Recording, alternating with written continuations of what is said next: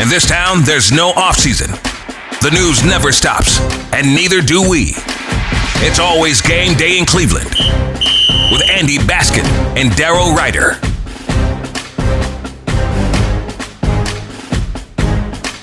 And welcome to It's Always Game Day in Cleveland. He's Daryl Ryder. I'm Andy Baskin. We are brought to you by Smiley One and Bryant, Northeast Ohio's premier heating and cooling solution. Daryl, crazy game on Monday night. We were there. We've already talked to you, the great listeners and viewers of It's Always Game Day in Cleveland. We talked to you immediately after the game. I still haven't caught up my sleep yet, too, by the way, Daryl. As you can, for those of you watching on YouTube, the beauty is definitely not there. I might need to sleep for a couple months. What do you think? Or for an eternity. And you could have just said, "Oh, Andy, what are you talking about? That's crazy." Yeah, but that wouldn't be me. You know, it That's just true. wouldn't be. Listen, you're talking. I got the face for radio. Like I apologize that to anyone that does watch us on YouTube that this is all I have to bring to the table. So it's all good. At least you had a very successful television career. So I still do. What are you talking about?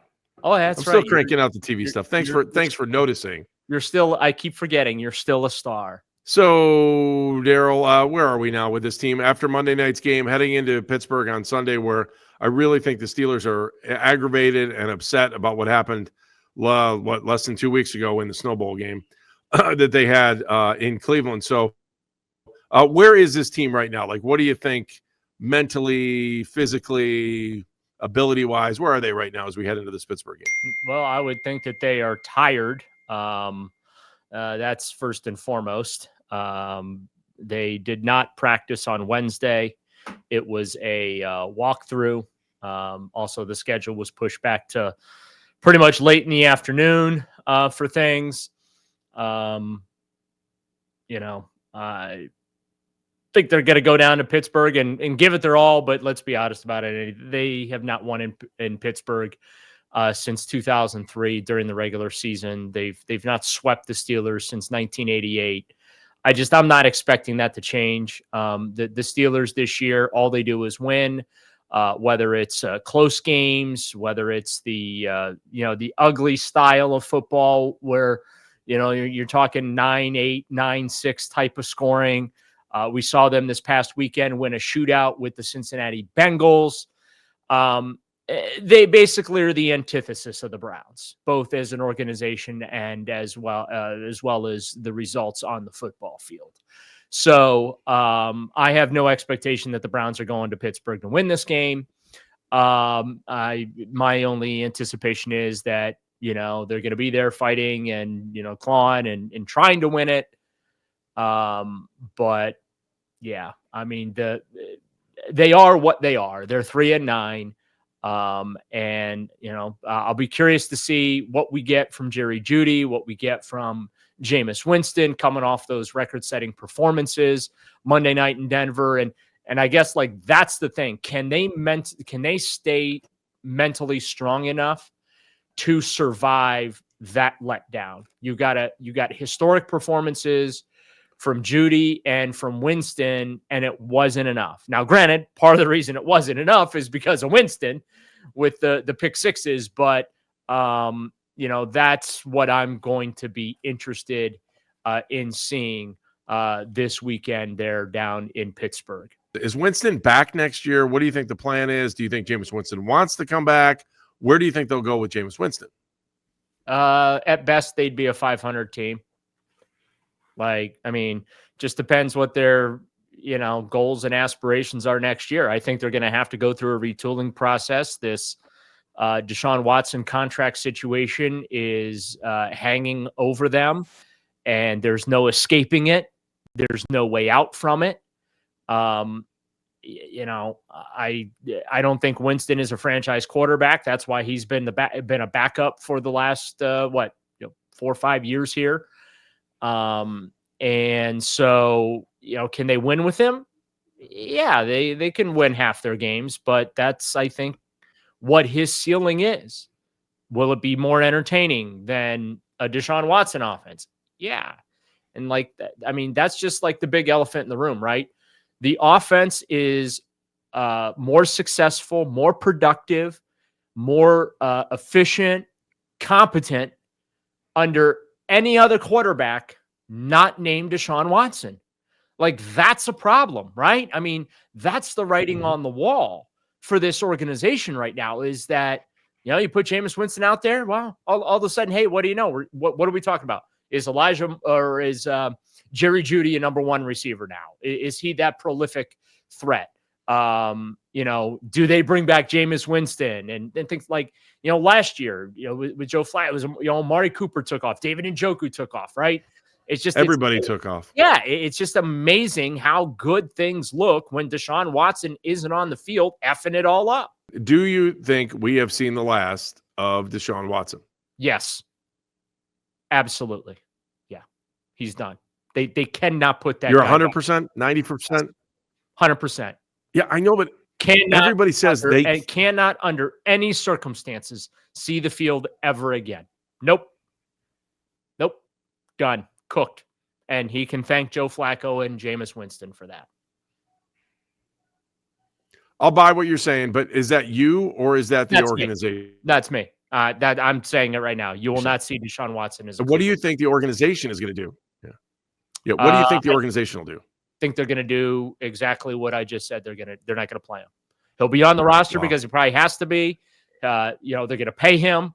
But yeah. I would be stunned at this point if they rolled him out there, because you can't. If you're Kevin Stefanski, how can you go up in front of the team and say what you said for the first 7 weeks of the season? That guy over there that can't throw for 200 yards in a game, okay, can't read a defense, takes a ton of sacks, plays like crap, makes everyone look like crap.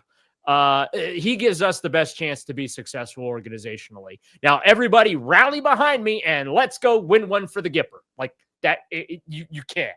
Like Stefanski can't, with any semblance of credibility as a head coach in that locker room, sell that now, because those players here's the thing, Andy, for 2 straight years now, the players have seen it firsthand. The players know Deshaun Watson can't play anymore at an elite level. They know it because they've been on the field with him and they've been on the field with other quarterbacks, and they see and feel the difference.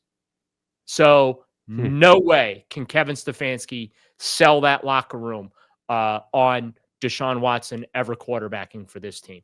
It is always game day in Cleveland. He's Daryl Ryder. I'm Andy Baskin. And, of course, we're brought to you by Smiley One and Bryant, Northeast Ohio's premier heating and cooling solution. So I guess the question I asked you before we went to break is just this whole notion of, if they can't – I keep thinking about the Cavs, right? So the Cavs have a good team last year, but J.B. Bickerstaff can't get it done. And the players were correct, as we're seeing now in the beginning of the basketball season. Are the players correct for the Browns, and is Kevin Stefanski need to be changed? And do they think they could find a coach that could make Deshaun Watson work? So does that make sense? I think that if they do that, they're really stupid. Because I'm being serious. Here's the thing. Can you see a scenario where they might try to do that? No. And again, they would be stupid. They already tried it this offseason, Andy. They fired Alex Van Pelt and brought in Ken Dorsey. That was the fix and make Deshaun work move. Okay. Kevin Stefanski's offense works with everybody except Deshaun Watson. Shall I go down the list of quarterbacks that Kevin Stefanski's offense has worked with? Not named Deshaun Tell Watson? everybody. Okay, here we go. I'm going to try and do this in order. Baker Mayfield, Jacoby Brissett, Dorian Thompson-Robinson, PJ Walker, Joe Flacco, Jameis Winston. That's not even close to all the names on the back of the jersey. You can do better than that. Come on. Well, no, those are the names of when Stefanski was here. I know. I'm just. So Stefanski's not the problem. Now, has he been perfect this season? Has he done his best coaching this season? Obviously, I can't sit here with any semblance of credibility and say that. But there are, I think, some things that are out of his control. And one of those is he is saddled with a guy who's supposed to be the franchise quarterback that can't play anymore. And every time another quarterback goes on the field, magically the offense looks competent. And I'm not sitting here saying fire Ken Dorsey. I kind of feel like I owe Ken Dorsey an apology because the offense, for the most part, since Winston has taken over, has looked fine. You got Jerry Jeudy. Since Winston has taken over, he leads the NFL in receiving yardage right now, right? He had a career game. Like Amari Cooper, was fantastic when Deshaun Watson wasn't on the field. These receivers, Elijah Moore, Jeudy, like it looks like Andrew Berry got it right with those two guys. Right. Because you switched out the damn quarterback. And then you have the assistant offensive line coach getting caught on Hard Knocks, basically saying to Jameis, hey, you got to help us by making sure you get through your reads, get the ball out quickly. And by the way, yeah, you're doing a great job with that, but you need to keep doing it. Well, did they say that to Deshaun? Because that seemed to be part of Deshaun's problems. Well, I think that was a direct reference to what was going on with Deshaun. Because, Deshaun was taking all these sacks or running into all these sacks, right? Balls weren't getting out on time. They weren't on target. The offense was stuck in the mud, couldn't score, couldn't pick up first downs. They were always in 3rd and long. It was death taxes and the Browns in 3rd and long again. Until Monday night. You see all these, all these like pre-snap penalties all of a sudden have gone away. Even with the continued shuffling on the offensive line because of injury and stuff like it's just a lot of the problems they had with Deshaun at quarterback no longer exist with Jameis Winston. The biggest problem with Jameis Winston right now at quarterback is him throwing interceptions. And in 5 starts, he's got 7 picks. And in 2 of those 5 starts, he has 3 picks each. So 6 of his 7 picks have come in 2 games, both losses, but like his interceptions come in bunches. And we knew this going in. He is a roller coaster player. You ride the wave when it's going high and you pray that the low isn't too long, right? And I mean, he was fantastic Monday night. I'm going to go Butch Davis on you. Andy, if it wasn't for the 3 interceptions, 171 return yards, and 2 touchdowns, Jameis Winston played a hell of a game Monday night. Like, good job, Butch. Like, that's what it was. So, that's really the only thing holding back the offense is turning it over. Kevin Stefanski mentioned it on Wednesday in his Zoom call with reporters that, hey, where Pittsburgh has a distinct advantage, they take care of the football, they force turnovers. We haven't exactly been great in those situations this year. So, that's just the cold hard math of where we're at in this season and with what you have at quarterback. And I got to be honest with you, though, at this point, I would rather watch Jameis Winston than Deshaun Watson because I think Jameis gives you a better chance to win, even with him throwing multiple pick sixes in a game. It's hard to argue any of that. The only thing that I'm curious about is how ownership's going to handle this, because I still think, as much as we want to say he's done, we're not going to see Deshaun again. There's something about the payroll that makes me think, look, last year they let Joe Flacco go. What will they do with Jameis Winston going into next year? Remember why they let Joe go, though? Because they didn't want fans after week 1 chanting for Flacco. Well, don't you think we're going to see the same thing for Jameis next year if they decide to go back to Deshaun? Oh, well, I mean, who's to say Jameis ends up staying here? Anyway, well, that's the other part, too. I don't know. If you were Jameis, would you stay here? If I'm Jameis, I'm going to go wherever I can get paid the most. And can he get paid the most here? Like, I don't understand how they solve the Deshaun financial problem. That's the problem. Well, I think what they do is I actually sent this to a buddy this week who was asking about this. So give me a moment to look it up on my phone. So here it is. Okay. So they owe $46 million over the next 2 years. That's $92 million combined. The cap hits are the problem. 72.9 the next 2 years. Then you have a 26.9 cap hit in 2027 for a void year. I think the solution here is you pay him. Okay. You treat him like the Houston Texans did in 2021. You're not practicing. You're not playing. You have access to the facility for rehab and whatever it is you need to do professionally. But we are not putting you on the field, right? And then you pay him, you pay him. So you're complying with the collective bargaining agreement, and you're also, honoring the contract. Okay. Right. But you don't play him. You don't practice him. Here's what I would do. I would restructure his contract again next year and add a dummy year into 2028 and try and lower those 272.9 cap hits if I can. Right. And maybe if I can get 2 years after that of around a 30 million cap hit. Because just like, I don't think you can field a competitive team with one player being a 25 to 30% salary cap charge. You see what I'm saying? Yeah, absolutely. So that is going to be the challenge. Now, you asked how ownership handles it. And I think we've had this conversation before. So if it's repetitive, I apologize. It's okay. I'm gonna put myself in ownership shoes. Here's the message to fans.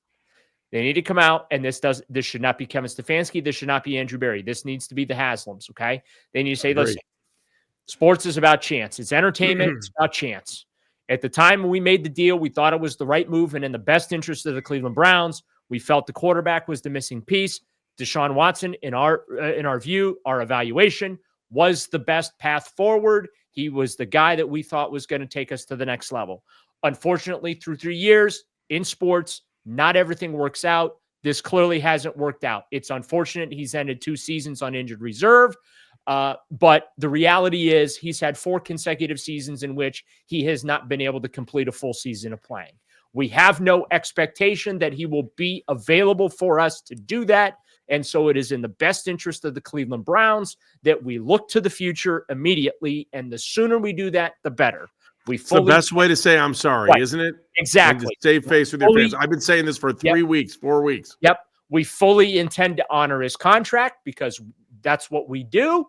But Deshaun Watson is no longer the franchise quarterback for the Cleveland Browns. And we're going to task our front office with, trying to, get us out of this particular situation. And obviously they need to communicate that to Deshaun first before they go to the media and public and doing that. But that's what needs to happen next off season is they just need to do a mea culpa in front of fans and just acknowledge it didn't work. They tried. It was worth the gamble considering where they were at. And gambles don't always work in sports. And so now you accept it for the failure that it is. Apologize, just basically say, hey, our bad. We made a mistake. And so we're going to move forward. And gotcha. and I think that is it's not easy to do because they're going to have egg on their face, but the sooner you just get the opportunity to wipe the egg off your face, the better in my view. So that's just how I would handle it organizationally. And then you task Paul DePodesta and Andrew Berry and the front office, Catherine Raish and Glenn Cook. I'm sorry, she got married. She has a new last name. I forget it off the top of my head. But your 2 assistant GMs and Berry and DePodesta, get them in a room and figure out how to get out. If they haven't already, though, right, Daryl? If they haven't already. Hang on. Let's talk more about this here in a second because we're going to come back. It's always game day in Cleveland. More with Daryl and I coming up here in a second. It is always game day in Cleveland. He's Daryl Ryder. I'm Andy Baskin. So, Daryl, we went away and we were talking about how the Browns can kind of fix this Deshaun Watson issue. There's a part of me in the back of my mind that thinks that, they're in a situation where I just have a feeling that if they think he's healthy and he comes back, I might be the only person on earth that thinks that this could happen. But because of the money that's on the line, I still think that there's a window where they might try to roll him out next year. But I do see how all signs are pointing towards that won't happen, but I could still see if there was any value left in the contract that ownership might say, you know what, let's give this one more spin. It's just what I see. I know no one wants to agree with me on that, but I think that's kind of where they are. You don't want to agree with me? That's fine.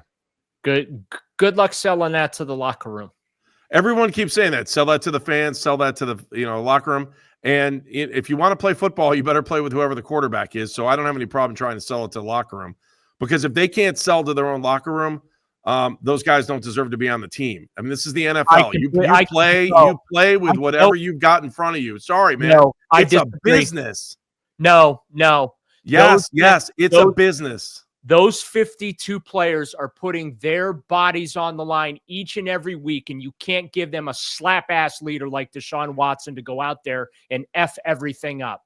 Absolutely not. 52 over 1 every time. 100%. There's no way.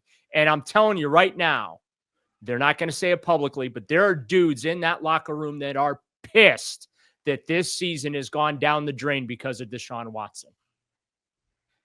Maybe those dudes won't be in the locker room if ownership decides they want to stay with the guy they're paying all the money to. And then guess what? Enjoy your 4-win seasons going forward. They will be back to where they were pre 2015 and when they ultimately just decided to burn it down because every year they won 4 and 5 games and they could never get this thing moving forward. But they got it moving forward with Baker Mayfield. They got it moving forward with Baker. If you try and push this guy back on this locker room next year, you're going to have an internal revolt. I'm telling you right now. All it takes is one win right out of the chute. Everybody changes their mind. Yeah. If they think he's healthy and they think he could play. One win. That's it. Yeah, but I don't think there's many people in that building that can honestly look in a mirror and say that this dude can still play. Well, I'm not disagreeing with that. Totally agree. But I just think at the end of the day, it's a business. And here at the end of the day, it's a business and money talks, brother. Money talks. I would say, when you have in-house programming openly talking about moving on from Deshaun Watson, that's a pretty strong signal about where the organization stands. And I'm going to. I hear you. But when I hear the owner say it, I'll believe it. That's fair. If the owner steps out and does exactly what you say, that's when I'll believe it. Right. No, I'll buy it. And you know what? That I will agree with. So here's the problem. I'm listening to everybody talk and everybody say everything. And again, I am 100% for moving on from Deshaun Watson. 100%.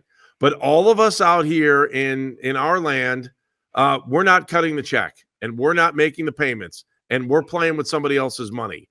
And when you ask somebody with their money what they should do, I don't know, man. Not a lot of people want to, light $250 million on fire. Well, I would just say call me crazy. I saw what the family business sold for. They can afford it. Show me somebody that wants. I don't care. Listen, you know what? I never worry about rich people's money. That's why they're rich. That's true. And that's why we all do it. We all do it. We all say, well, just eat it. Eat how much is left. Ain't my money. That's right. You know what? They're the ones that made the bad decision. So I don't disagree with that either. They made a bad decision. Yeah. Sometimes you got to pay for making bad decisions. This just didn't work. But now you're going to pay and what owner wants to go down knowing that they had the worst contract in the history of sports? Can I quote Jimmy Haslam? Go ahead. Pay the man. These are expensive decisions. They are expensive. Remember that? I forget which coach got fired, and he was getting grilled. And Jimmy's sitting up there, and he's red-faced because he's being grilled for like the 5th time because they can't find a coach or keep a coach or whatever. And he goes, well, these are really expensive decisions. I remember his opening press conference, too, and I think we were all on board because everyone had been so slanted by, Randy Lerner and his laid-back attitude. Yeah. Everyone wanted an owner that was going to be active. They wanted an owner that was going to step out in front of that mic. They wanted an owner that was going to take responsibility for everything. And you got the exact opposite in Jimmy Haslam, especially early on. After having a couple of years of de facto owner Mike Holmgren, yes, and the $40 million heist that he committed. But here we go. Here's a great topic for the pod. Okay. Biggest financial thefts in Cleveland Browns history. Deshaun's obviously number one. Art Modell stole the team. See you later. No. I'm talking about people that have been hired to do jobs for the Cleveland Browns and just flat out stole money. Andre Rison, can I start there? Okay. Mike Holmgren, probably. I'm going to say Dwayne Bowe. Willie McGinnis. Yeah, that's a good one. Willie had a really nice 401k called the Cleveland Browns, baby. He's like, I'm coming to the Browns. I got my 401k. I did my time. I played as hard as I played at the best level I possibly could. I was probably one of the best in the game. And then I'm like, where are you going to retire? Tahiti? No, Cleveland. Remember when they get paid. remember when they signed Paul Kruger from the Ravens, and we all thought we just got Troy Polamalu or something. Oh yeah, the pride of Utah. Yeah. And look, Paul played hard when he was here. He did. Like he played hard. He just wasn't Troy Polamalu or Ray Lewis. Like he just wasn't a difference maker. But they paid him like he was a difference maker. So I'm actually not going to include Paul Kruger because he gave it his all when he was here. He was overpaid, and it's not his fault for being overpaid, right? So I can't say him, but my top three: Deshaun Watson, Mike Holmgren, and probably Willie McGinnis. Like, I think Willie had such a sweet ride here, man. We should all sign up for the Willie McGinnis plan. Yeah. I mean, would you have said Willie if I hadn't brought his name up? Was he on your list? No, he wasn't. But that is a good pick by you. Oh, Daryl giving love on the other side here. Wait a minute. Let me check. Oh yeah, the corner over there. It says it's always game day in Cleveland. Okay, I want to make sure. All right, let's just quickly talk about Pittsburgh here. You kind of gave us your thoughts on this game against Pittsburgh. I don't know. I'd like to see him go in there and win. I'm tired of the look. Me too. I'm tired of the whole whining garbage about. That's what they are. Oh, the snow cost them the game in Pittsburgh. You know, both teams had to play in it. They're a bunch of whiny crybabies in Pittsburgh. That's what they are. They're good every year, and their fans still want to fire the coach who's never had a losing season. By the way, this is going to be his 8th division title. I would take him in 2 seconds. 2 seconds. Playoff appearance. Also, by the way, enjoy your wild card weekend exit. But anyway, I digress. They're just a bunch of whiny little bitches in Pittsburgh. Their talk show hosts down there are also whiny little bitches. I really enjoy. Did you hear I don't know who it was. Somebody on Monday I heard it was on the Odyssey station was just killing the game in Cleveland because the snow won the game. Yeah, like your team. And I don't think it was Filippone. I want to make sure that people don't think it was Andrew Filippone. Yeah, but my point is like, okay, the Steelers have been great forever. The Browns have been crap forever. I put it out today because I was just curious, doing the math. Kevin Stefanski going to, lose 10 games for the second time in 5 years. It'll be the 18th time in 25 years that the Browns will have lost 10 or more games in a season since coming back into the league. They've had losing seasons in 21 of the 25 years. Like, we're used to this in Cleveland. So, like, sitting there and dunking on the Browns for being lousy and disappointing and not like that's old news. Like, we're number 4, baby. We're number 4 in the North. Right. Like, there's nothing new there. But for that, man up. Like, the Browns had to play in the snow. They sucked in the snow. Pittsburgh sucked in the snow. Come on, let's be honest. Browns are a terrible team. You lost to a terrible team in adverse conditions, right? And go ahead. Just go beat them up in decent conditions in your place, and congratulations, you split the series. So for all the Mike Tomlin propaganda that Hard Knocks was episode 1, like, I'm sorry, Mike, but your locker room's full of a bunch of whiny little bitches. Like, sorry. But, here, let me drop the ball on you, Mr. Pickens. Like, what is the deal? I love the. By the way, called him out. He's one of the dumbest players on the planet. He's extremely talented, but every week he just does stupid stuff that costs him his game. Tell me you didn't love it that Mike Tomlin called him out and told him he had to grow up. I love it. Love it. That's why I wish Tomlin was here. I'd take Tomlin in a minute. Yeah, but so yeah, just like. Yeah, you're in first place. You're 9-3. The Browns are 3-9. By all rights, you should win this game Sunday. So don't sit there and be crying over snow for why you lost the first game. You were supposed to be the better team. You didn't do your job, regardless of the weather conditions.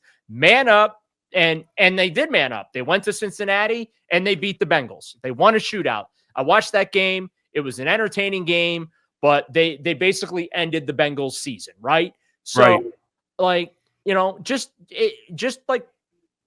focus on you. Just do your thing. Be you. But yeah, I between the team and their fans and a select portion of the media down there, it's like, I don't have any sympathy for you guys. Your team is good every year.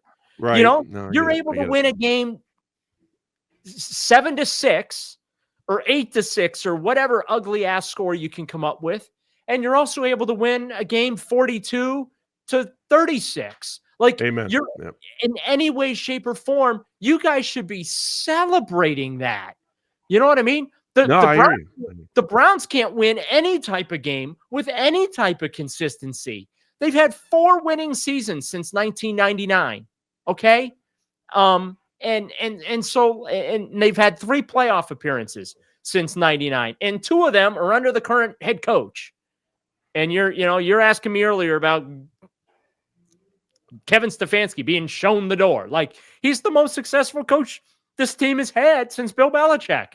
Like, he's not. But there are people that want him gone. There are people. I know, but he's not responsible for the mess that the Browns find themselves in. The people that made the decision to give up 6 draft picks and $230 million to Deshaun Watson are to blame for the Browns being where they're at. And that's probably why nobody's getting fired this offseason, because everybody has to share in that poor decision that was made. Well said. He's Daryl Ryder. Evan O'Brien is our amazing producer. Thank you for watching and listening to another edition of It's Always Game Day in Cleveland, again on the Odyssey app and on YouTube. We always appreciate you watching on YouTube. We will be back immediately following the Browns-Steelers game on Sunday, so catch our post-game pod right there. And again, we remind you, it's always Game Day in Cleveland.